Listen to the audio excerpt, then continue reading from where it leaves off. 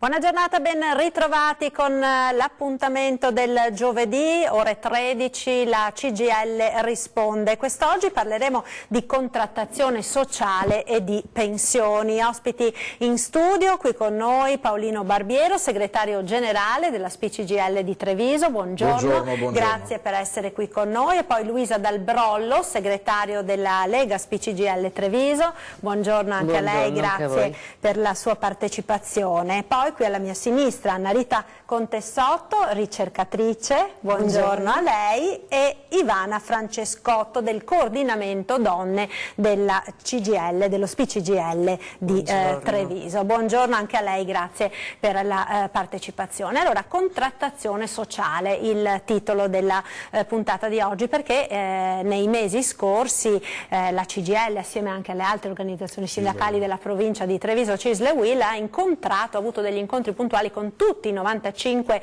comuni della provincia di Treviso. Ne è emerso un quadro davvero variegato. Barbiero, ma innanzitutto chiariamo che cos'è la contrattazione sociale.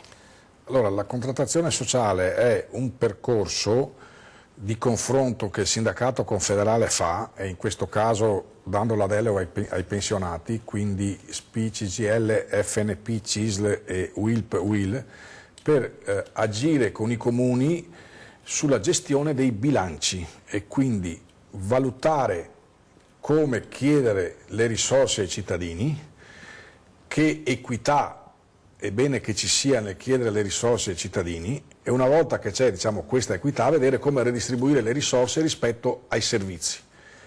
Cosa facile da dirsi e complicata da farsi, perché ci sono 95 comuni, ce ne sono che hanno una capacità di entrata maggiore, pensiamo a quelli che hanno forte industrializzazione, ce ne sono quelli che ne hanno meno, ce ne sono quelli di periferia, ce ne sono quelli vicini alla montagna, quindi nella pedemontana, e quindi bisogna tenere conto anche delle peculiarità. In più la contrattazione sociale la facciamo con i comuni, perché i comuni sono anche, tra virgolette, i soci di maggioranza delle società che erogano servizi pubblici locali.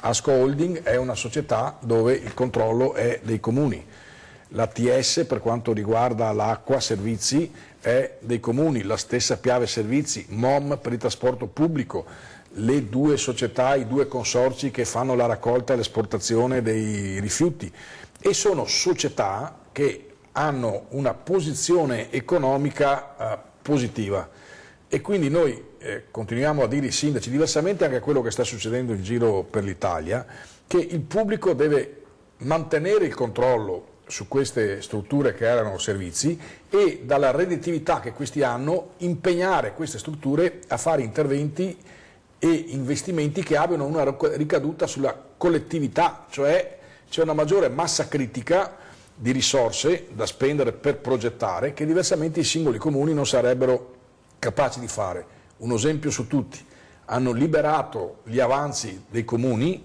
15 giorni fa, devono spendere i soldi entro la fine dell'anno, i comuni non hanno i progetti per cui quei soldi non si spendono. E perché per poterli spendere deve essere già terminata la progettazione avere una struttura sovracomunale che sia in grado di guardare il territorio, di avere una lungimiranza dei prossimi 5 anni, i cosiddetti piani quinquennali, in cui si decida come intervenire rispetto ai problemi idrogeologici, come intervenire rispetto ai problemi emergenti di tutta la parte dell'abuso dei fitofarmaci nelle produzioni che sono cresciute a dismisura dei vigneti, nel riorganizzare le zone industriali, che una parte di queste sono vuote o vanno riconvertite, nel mettere a posto i centri urbani e le periferie e i borghi al posto di costruire ancora nuovo perché non serve. Cioè, sono tutte cose che noi mettiamo dentro alla discussione con i comuni, facendo presente che poi i servizi che vengono dati alle persone, siccome molto spesso viene chiesta una compartecipazione, non si chieda a tutti la stessa compartecipazione, perché se uno prende 10.000 euro è giusto che, se deve contribuire, spenda un po' meno di chi ne prende 100, e quindi l'unico sistema per verificare che ci sia una congruità tra la il servizio e il contributo che il Comune chiede è verificare l'ISEE, perché l'ISEE tiene conto anche del patrimonio, perché molto spesso, come sappiamo, nella nostra provincia, ma non solo, non tutti sono onesti nel dichiarare fino in fondo tutto quello che prendono. E questa è una parentesi che vedremo dopo, uno dei dati forse più significativi. Tutto il lavoro che stiamo facendo su questi temi lo facciamo non perché ci svegliamo male la mattina, lo facciamo avendo Anarita e Mario Bonato, che non c'è, che saluto perché ci sta guardando, che ci dà una mano a rielaborare tutti i dati e andare a parlare con i sindaci, con gli assessori al bilancio, con tutti quelli che gestiscono con noi la contrattazione sociale con cognizione di causa, e stiamo portando a casa dei risultati importanti. Tanto è vero che quest'anno abbiamo fatto 95 comuni, per la precisione ci manca Vidor e Segusino, che andremo a incalzare nelle prossime ore per fissare un appuntamento, ma aver fatto 95 comuni ci ha dato la possibilità di elaborare strategie, fare anche degli interventi stiamo vedendo nella slide, appunto, in tempo reale, fare interventi in tempo reale che sicuramente hanno delle ricadute positive sui cittadini. Dopo non possiamo fare tutto, ma insomma ci stiamo attrezzando per fare sempre meglio il nostro lavoro. Ecco, abbiamo capito quindi che è un argomento estremamente vasto e complesso, perché tocca un po' tutti quelli che sono gli aspetti della vita quotidiana, anche delle persone che ci stanno ascoltando. E anche cittadino, famiglia, certo. Una cosa su tutte, emerge con prepotenza in tutti i comuni una situazione di crescita di disagio sociale legato alla ludopatia, all'uso di sostanze, ne riparliamo fra pochissimo, perché sono argomenti molto... Abbiamo una telefonata, sentiamo chi ci chiama e poi ritorniamo su questo che è molto importante. Allora, pronto, buongiorno. Buongiorno. Buongiorno, chi parla? Sono Wanda da San Biagio. Buongiorno Wanda, prego. Allora, volevo chiedere al dottor Barbiero riguardo la pensione, naturalmente. Io ho 32 anni di lavoro al 2007, dopo non ho più lavorato, ho 60 anni. Quando andrei in pensione? A 67, e nel frattempo cosa mangio? Bravissima signora. Fatto, cioè 67, il problema delle pensioni se non viene bloccata l'attesa di vita dall'anno prossimo sono 67 anni, e tra l'altro tra le cose che sono scritte nelle carte della finanziaria non c'è nessun blocco dell'attesa di vita rispetto alla pensione di vecchiaia, e poi c'è il rischio che avendo 60 anni corra dietro anche agli ulteriori aumenti, e quindi appunto, sì, a meno che non abbia la contribuzione, non so, ha detto quanti anni di contribuzione? 32 anni, vero signora Wanda, di contribuzione? Sì. Al 2007. E se lì si ferma è chiaro, appunto deve aspettare la pensione di vecchiaia. Quindi non ci sono margini, insomma, per poter... Poi non si scappa. No. Per ora no. Per ora no, Wanda. Per ora no, neanche con quota 100, no, signora. Che non hai 62. No, ma neanche con quota 100 ce ne vorrebbero 38, oltre che i 62. Certo. Allora continui a seguirci Wanda, grazie per averci telefonato. Sì, la notizia purtroppo per Wanda non è buona, ma come lei sono molte altre persone coinvolte. Ritorniamo a quanto stavamo dicendo prima, no Barbiero? Lei sottolineava come molti comuni stiano segnalando proprio situazioni di crescente disagio, soprattutto per, diceva, ludopatia. La ludopatia, uso di sostanze dalla marijuana in su. In alcune aree poi comunque il tasso alcolico è più alto del dovuto, poi ci sono situazioni di contrasti familiari legati a separazioni tra virgolette non consensuali, conflittuali, quindi con trascinamenti anche sui figli, e le ultime situazioni che stiamo raccogliendo, mentre prima se ne parlava solo, adesso si cominciano già a sentire gli effetti nel mondo giovanile, è l'uso distorto del web. Tanto è vero che con l'ULSE sui piani di zona, sempre con i responsabili del comune che seguono il sociale, si sta tentando di ragionare per dire: se è il web che ti porta a fare delle cose che non devi fare, proviamo a vedere attraverso il web come invece invertire questa tendenza. cosa difficile, ma molto probabilmente è un'idea che va guardata con attenzione. In prospettiva, no? Visto che sono soprattutto le giovani generazioni. Come tutte le macchine, ci sono le macchine che fanno i soldi veri e le macchine che fanno i soldi falsi. No? E lo stesso è il web. Il web può far girare molta porcheria, come diciamo noi, ma alla fine potrebbe, anche se qualcuno ci lavora e non deve per forza di cose fare profitti, a prescindere, sulle porcherie, può anche usare questo strumento per far veicolare un po' di cultura, un po' di crescita anche morale delle persone, anche un po' di attenzione più civile che ci manca ormai in questi anni di informatica dilagante. Tra l'altro per la composizione culturale di questo territorio ci vediamo nel rapporto con le assistenti sociali, ma anche con i nostri pensionati che sono nei recapiti e che quindi raccolgono tutti i bisogni che emergono all'interno delle famiglie. Le situazioni vengono fuori, non emergono all'inizio, emergono alla fine quando chi praticamente è cascato nella ludopatia si è già mangiato fuori tutto, se aveva un po' di patrimonio non ha più niente, quindi anche su queste cose qua noi dobbiamo avere il coraggio di parlarne, perché può capitare a tutti, cioè qui non dobbiamo fare le colpe se capita a uno o capita all'altro. Purtroppo no, è un problema vastissimo, le tentazioni ci sono, no? Se aprono dappertutto i posti dove uno può giocare con la slot machine, poi i sindaci si trovano a fare le delibere perché vengono portate nelle zone industriali per non essere vicino ai posti, ma cambia poco, insomma, ce ne andrà uno in meno, ma tutti quelli che ci vanno ci vanno creano problemi. Quindi... Sì, infatti Ivana Francescotto stava proprio segnalando il dato, no? Che è molto molto importante e grave purtroppo, no? Lo segnaliamo perché noi ai sindaci, quando facciamo la contrattazione sociale, ai sindaci chiediamo impegno su questo, perché qua si tratta di affrontarlo. Sappiamo che ci sono pensionati con pensioni al minimo che sono dipendenti da gioco e sappiamo che la media è di 500 euro a testa. La media in provincia di Treviso. In provincia di Treviso, 500 euro a testa. È un dato veramente elevatissimo, se pensiamo che ci sono tante persone che li prendono proprio come pensione, 500 euro. Quindi è un dato allarmante. Ne riparliamo tra pochissimo, ora la pubblicità, linea alla regia, tra poco, restate con noi.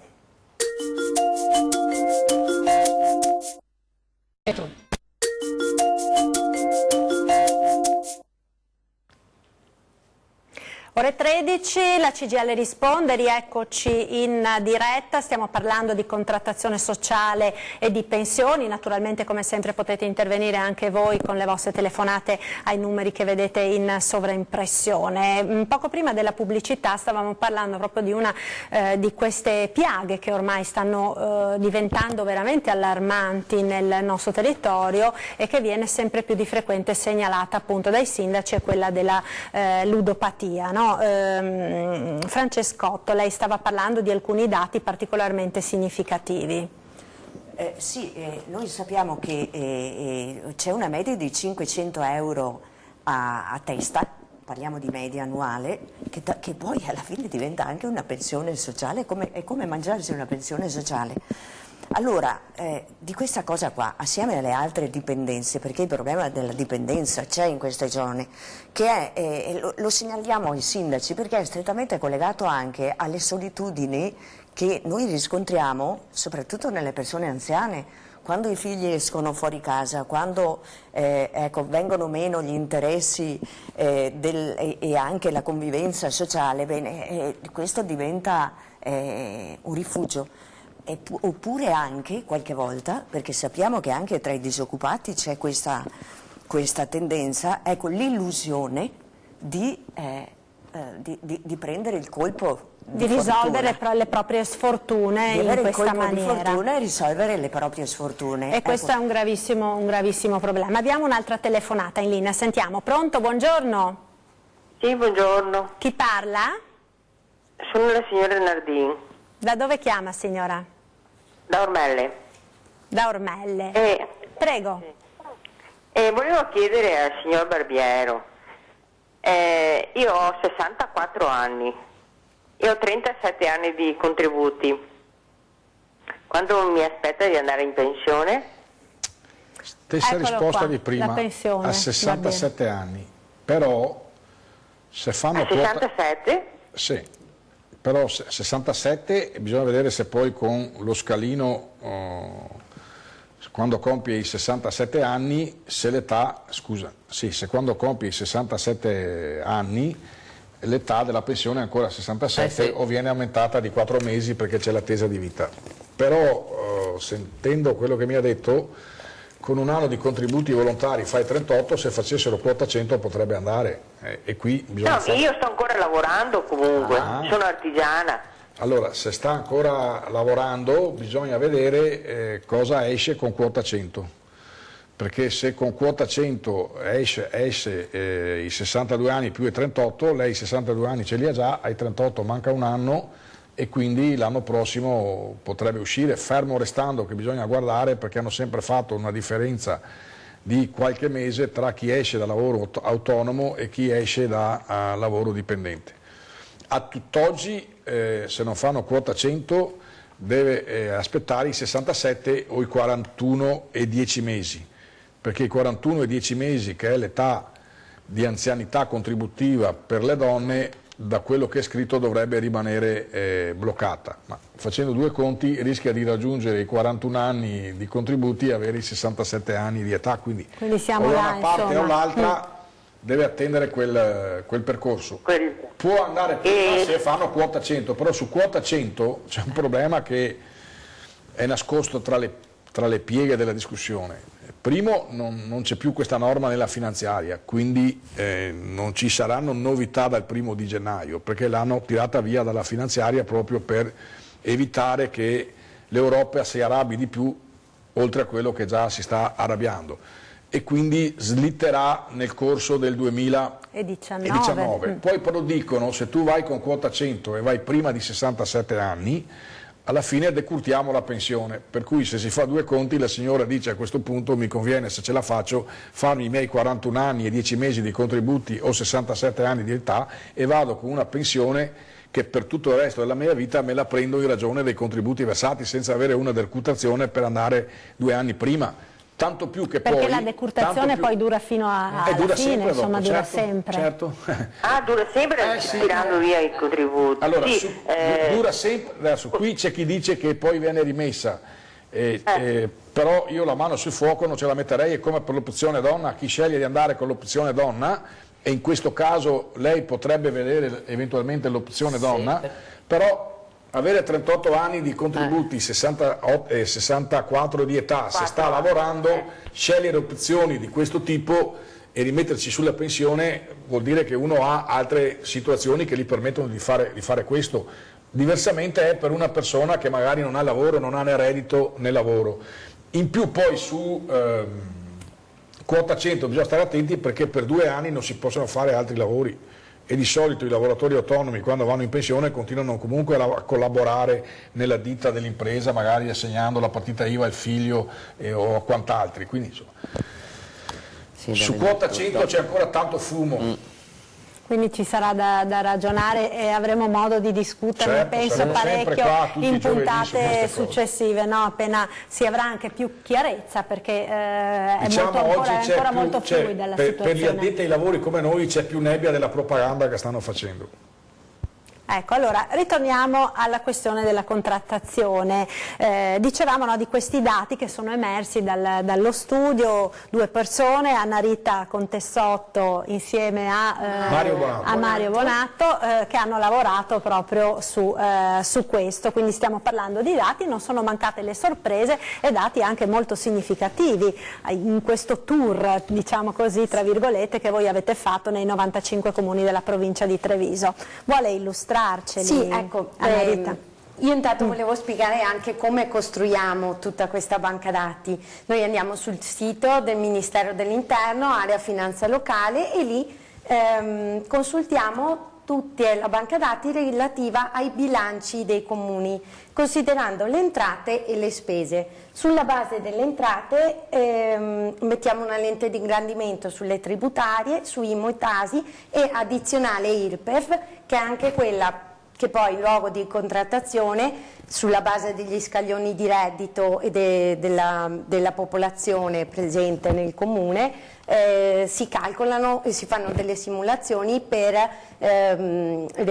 portare la soglia di esenzione a un minimo dai 9.000, 10.000 o fino ai 15.000 euro, e quindi si va ad agire per alzare l'asticella di esenzione.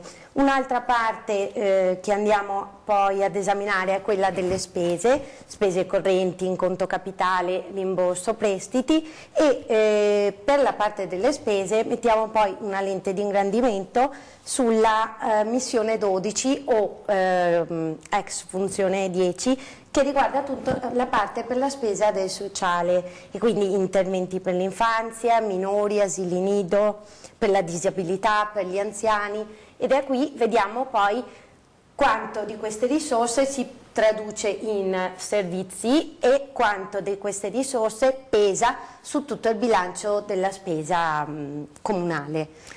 Ecco, abbiamo un'altra telefonata in linea, sentiamo chi ci chiama. Pronto, buongiorno.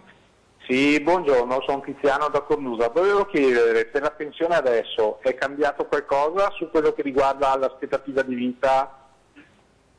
Allora, no, se vuoi. Allora, per quest'anno noi abbiamo, per uomini e donne, settore pubblico e privato, abbiamo 66 anni e 7 mesi. La vecchiaia. Per la vecchiaia, perché poi per l'anticipata chiaramente è legata alla contribuzione. Nel 19 saranno i 67 anni, quindi avremo... No, ma...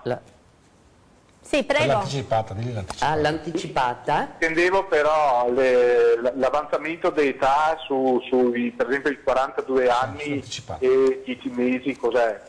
No, lei parla del pensionamento anticipato, cioè quello legato alla contribuzione. Quello legato alla pensione, allora, con l'evidenza dell'età. Sì, quest'anno è ancora 42 anni e 10 mesi per gli uomini, 41 e 10 mesi per le donne. Di contributi versati. Sì, e 63 anni e 7 mesi. Sì, ho capito, però nel 2019... nel 2019... cambia. A oggi sono 5 mesi in più. Sì, 5 mesi in più. Ah, ho capito, non è stato bloccato questo meccanismo di... Hanno scritto che vogliono bloccarla, lo hanno detto, ma non c'è una legge ancora. Ah, non c'è una legge, ecco, questo volevo sapere. Quindi al momento... La ringrazio. Grazie a lei. È una nostra richiesta che avevamo fatto ancora al governo Renzi prima che andasse a casa. È una richiesta che stiamo continuando a fare a questo governo, solo che questo governo è impegnato molto in quota 100 e invece dovrebbe convocare un tavolo, come stiamo chiedendo col sindacato, proprio per affrontare questi problemi, perché abbiamo visto che alla fine tentano di incartare in modo diverso il superamento della Fornero con trabocchetti che poi la gente scoprirà più avanti. Come dicevo prima, se la fanno in una situazione in cui ti decurtano la pensione, verrà accettata solo da quelli che sono senza lavoro e non da quelli che lavorano per andare prima. Se poi uno va in pensione e non può continuare a fare quel lavoro per 2 anni, sapendo che normalmente una parte consistente delle persone che vanno in pensione poi fanno ancora qualcos'altro, fatta la norma in questo senso c'è il rischio che poi lo vadano a fare in nero, quindi ci sono delle incongruenze che non ci piacciono.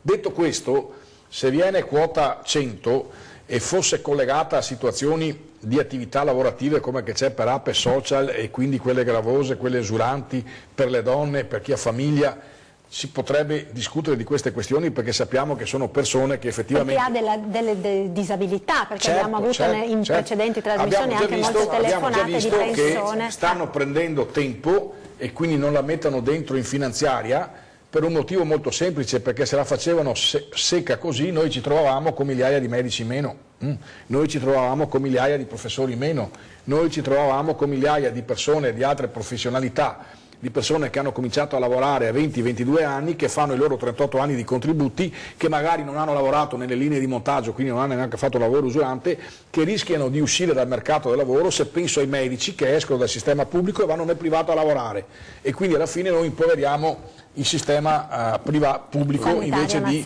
migliorarlo e di sistemarlo a livello nazionale. Guardate che non è un caso se hanno spostato tutta questa discussione dalla finanziaria a un disegno di legge che faranno più avanti. Non è solo perché facendolo più avanti, invece di far partire le persone che vanno in pensione a gennaio, vanno a giugno e quindi risparmiano 6 mesi e quindi i soldi si abbattono, no, e poi la gente alla fine è contenta ma hanno speso meno. No, ci sono anche questioni tecniche che ne parlano poco ma che sarebbe utile approfondire, perché qui si sta discutendo dell'assetto di welfare complessivo che potremmo trovarci di fronte se questa scelta non è fatta con accuratezza. Ecco, allora ne parliamo magari tra pochissimo, subito dopo la pubblicità. A tra poco.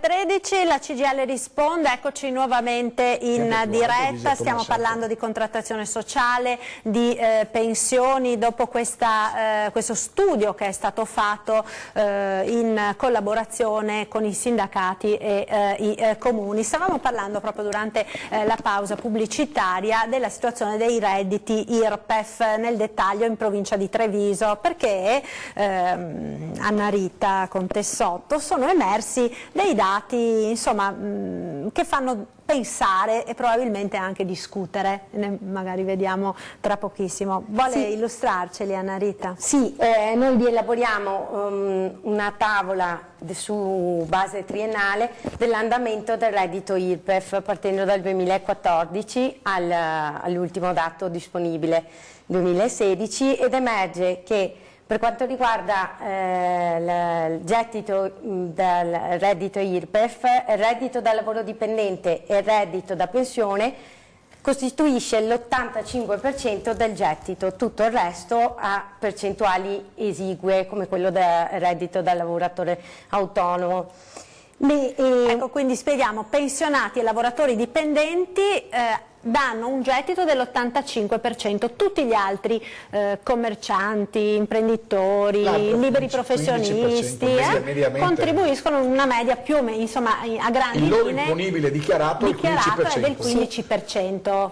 E questa è la media provinciale. Cioè, se in provincia di Treviso sono, mi pare, 10 milioni di imponibili, una roba, adesso non ricordo la cifra esatta, l'85% di quella cifra su cui si mette l'IRPEF viene fuori da reddito da lavoro dipendente e da reddito da pensione, l'altro 15% viene fuori da tutti gli altri. Quindi, insomma, è un dato che potrebbe dirla lunga su un fenomeno lo che dice, forse tanto è vero che noi a tutti si chiama evasione.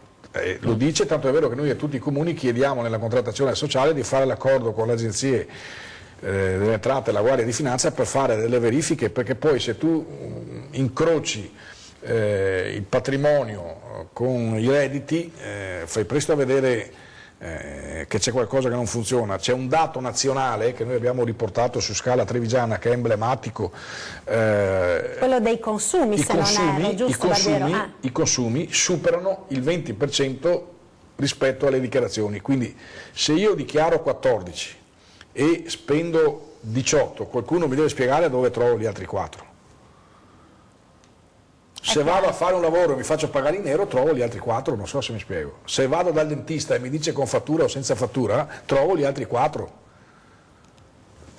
Se vado...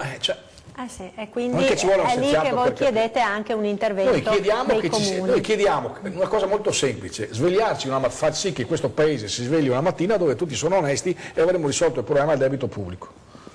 Allora, abbiamo un'altra telefonata in linea, pronto? Buongiorno. Buongiorno. Buongiorno, chi parla? Sono la signora Manfrin Flavia di Saccolongo, in provincia di Padova. Buongiorno. Prego. Buongiorno. Sì, io ho 66 anni compiuti. Ho lavorato per 25 anni in autonomia e io sono andata a contrattare con l'INPS a aprile.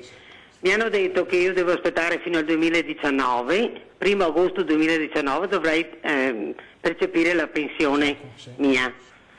Sì. Spero che sia vero, che noi porta avanti in altri 4 mesi, spero. Ecco, allora, volete rispondere? No, se gli hanno detto giugno 2019 hanno già calcolato l'aumento dell'attesa di vita. Perché sarebbe stato gennaio. L'attesa di vita scatta il 1° gennaio, quindi se gli hanno fatto il conto su gennaio è quella. Adesso mi pare di aver capito. Giugno, vero signora, le hanno detto? No, maggio. Aprile, maggio. Adesso lei ha 60? All'INPS. Quanti anni ha signora lei? 66? 66 e 3 mesi. E 3 mesi. Quindi deve fare i 67, è giusto? Sì. Sì, Quindi con i 67 anni... in poche parole. Sì. Buona pensione, Però è signora. pensione di vecchiaia. Pensione di vecchiaia. Dai, c'è quasi arrivata ormai, Sì. signora. Resista. Resista ancora qualche mese. Grazie per averci telefonato, signora. Allora, ritornando al discorso che stavamo facendo, se addirittura i consumi in provincia di Treviso sfiorano il 20%, Basta chiedere alla Narita se prende l'altro dato sotto della tabella dove c'è messa la consistenza per reddito, e quindi ti dice per fascia, prendiamo un comune a caso. In questo caso abbiamo il comune di Pederobba, dove appunto la fascia più consistente, il 42%, ha un reddito complessivo tra i 15.000 e i 26.000 euro, mentre quelli che superano i 75.000 sono l'11%, oltre i 75.000 euro di reddito medio. Quindi è molto alto, perché poi a livello provinciale si riproduce. E questo sulla media è uno dei comuni dove la parte sopra i 75.000 euro è più alta, perché la media provinciale è attorno al 5-7%. Quindi ancora peggio, insomma, per essere chiari. Sì, perché vuol dire che se hai questa media, in qualche comune non supera il 3%, poi vai a vedere le case, il patrimonio, le macchine che girano e tutto quello che ci va dietro, uno dice c'è qualcosa che non funziona, tutto qua. Allora, un'altra telefonata, sentiamo chi ci chiama. Pronto? Buongiorno. Pronto, buongiorno. Buongiorno, chi parla? Complimenti a tutti, signora Maria da Conegliano. Grazie Maria. Complimenti per la trasmissione e grazie a tutti voi delle spiegazioni. Volevo chiedere un appunto. Io ho 35 anni di lavoro e ho 62 anni compiuti. Che prospettive posso avere, insomma, per andare in pensione? Perché non trovando lavoro sono in lista, però quando chiamano vado al colloquio e logicamente loro prendono quelli che hanno più esperienza in quel settore, e quindi il lavoro non se ne trova per donne. 5 anni bisogna che aspetti.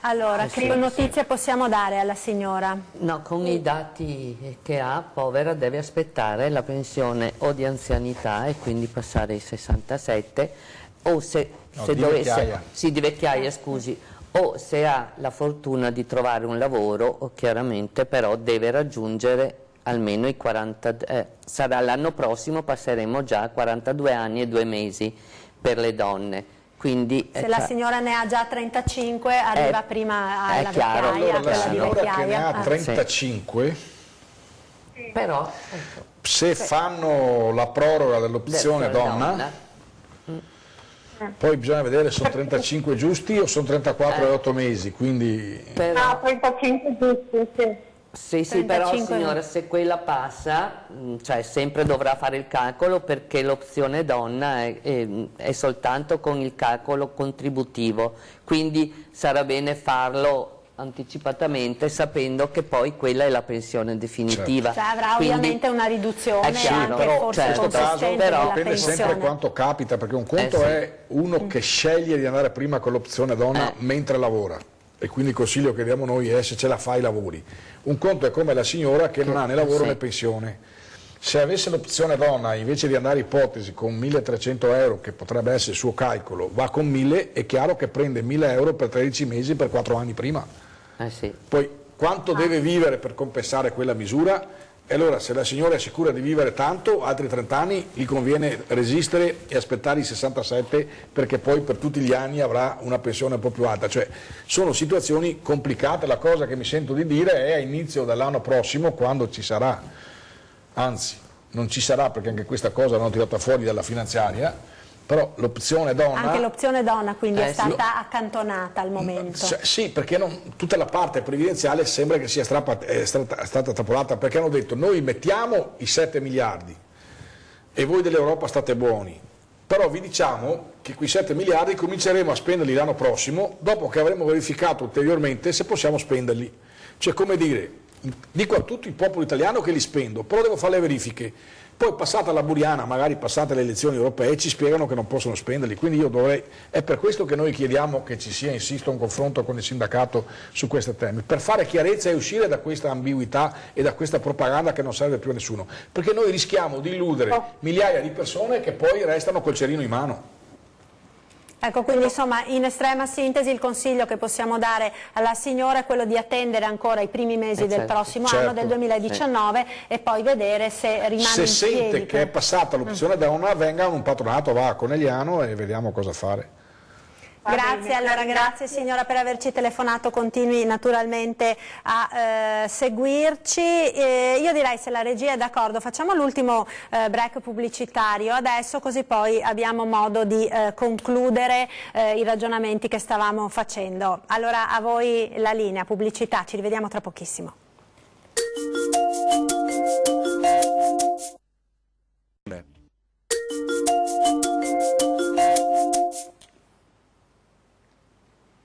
Ore 13, eccoci nuovamente in diretta. Ecco, no, telefono no, non c'è, l'hanno acceso.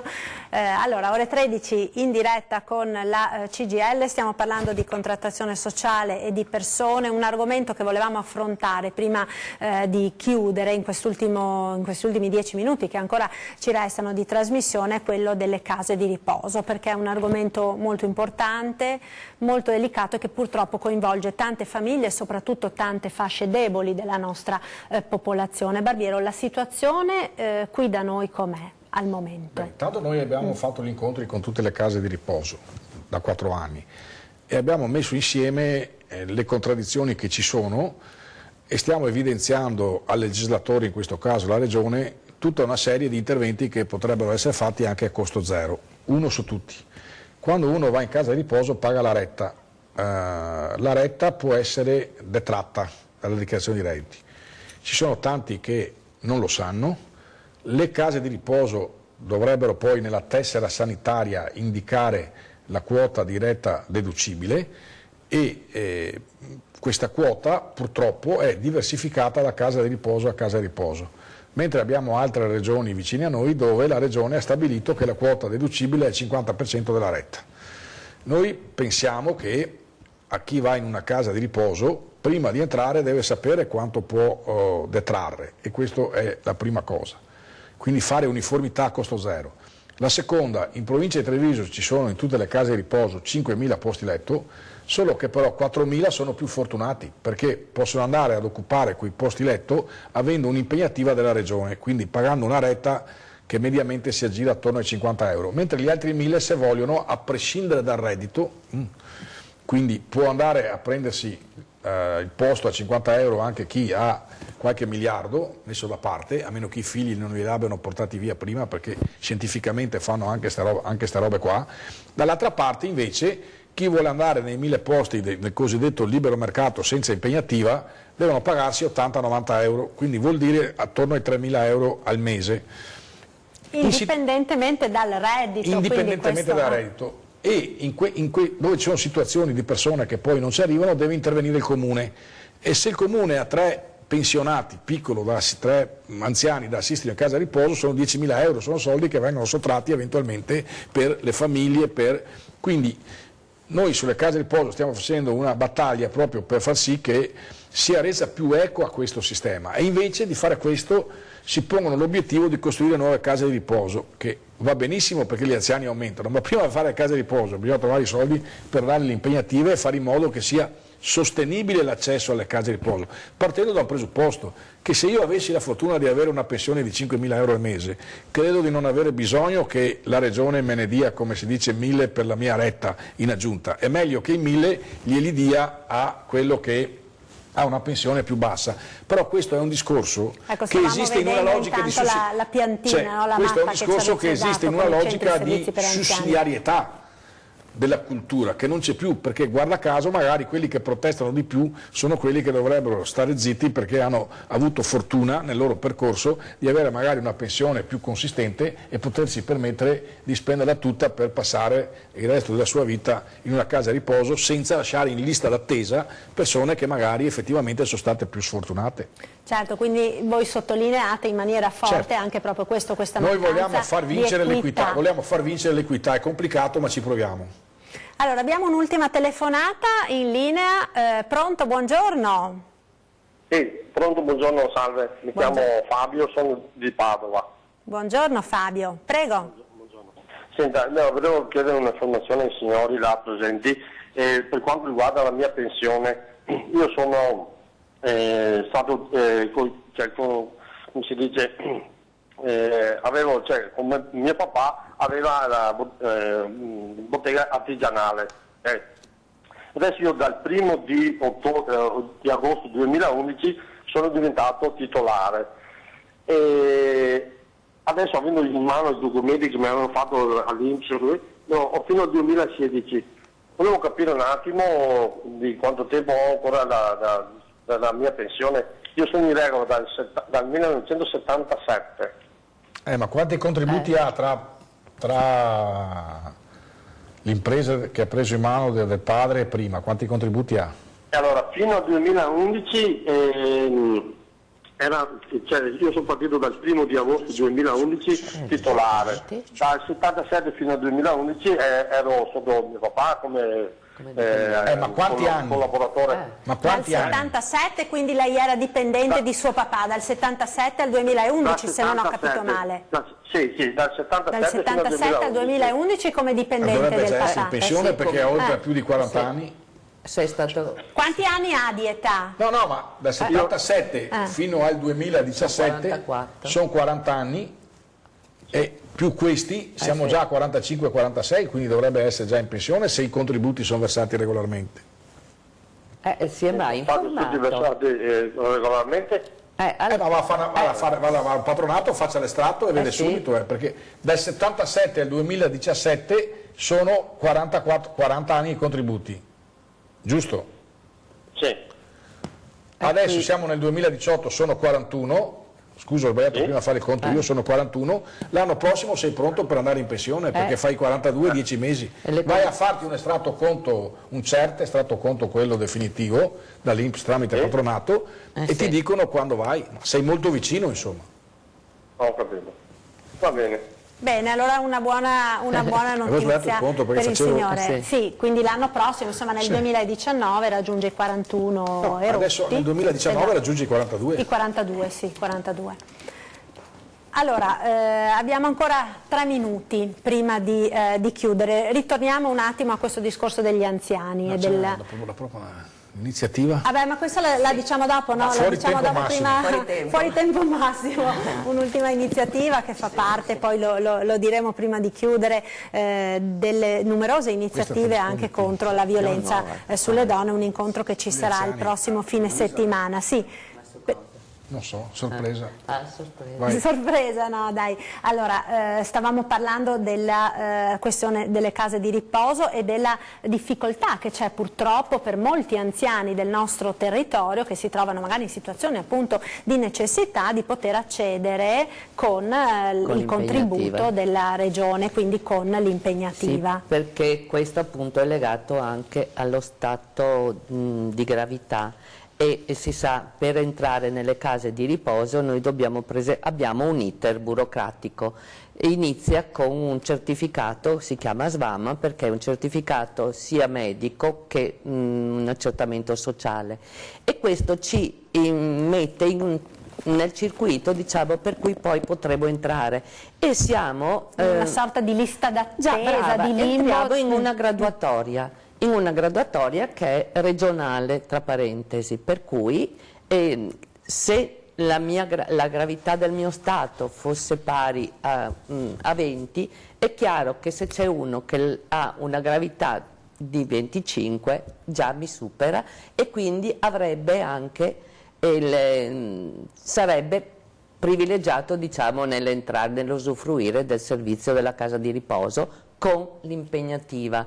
Se in queste graduatorie c'è il numero di impegnative che si sono liberate, tante volte dobbiamo dire, perché mors tua vita mea, cioè vengono coperte dal ricambio. Decesso, insomma, diciamo dal ricambio purtroppo per quello, fisiologico. Quello che dice Barbiero sarebbe importante che fosse aumentato il numero delle impegnative. Proprio per favorire questa equità sulla base anche poi dei criteri di sussidiarietà di cui si parlava prima. Ecco, allora siamo davvero in chiusura, allora vediamo velocissimamente questo appuntamento, Ivana Francescotto, dedicato alle donne, se alza magari la locandina forse la riusciamo anche a vedere, eccola qui, il nostro Andrea la fa vedere dalla regia. Parole e immagini. Ecco, ci stiamo avvicinando al 25 novembre, tutti sanno che ormai il 25 novembre è la giornata internazionale contro la violenza sulle donne e abbiamo pensato che a Oderzo sabato mattina di fare una tavola rotonda coinvolgendo soprattutto i ragazzi delle scuole dell'Obici, dell'istituto Obici di Oderzo, ma la cosa a cui ci tengo di cui tengo a precisare è che per la prima volta abbiamo la presenza di un uomo che finalmente si fa carico di questo problema. Generalmente sono le donne che parlano di violenza, sappiamo che non è un problema di donne ed è per la prima volta che abbiamo un rappresentante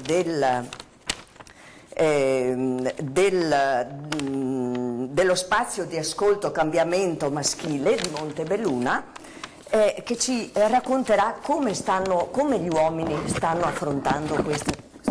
Secondo me sta diventando una piaga sociale nel nostro paese. Sì, la devo interrompere perché il tempo a nostra disposizione è terminato. Allora, appuntamento sabato mattina alle ore 10. Alle 10 a Palazzo Moro. Bene, allora concludiamo così. Allora, grazie a Paolino Barbiero, a Luisa Dal Brollo, ad Anna Rita Contessotto e a Ivana Francescotto dello SPCGIL di Treviso per essere stati qui con noi quest'oggi. Grazie naturalmente a voi per averci seguito. A tutti un buon pomeriggio, arrivederci.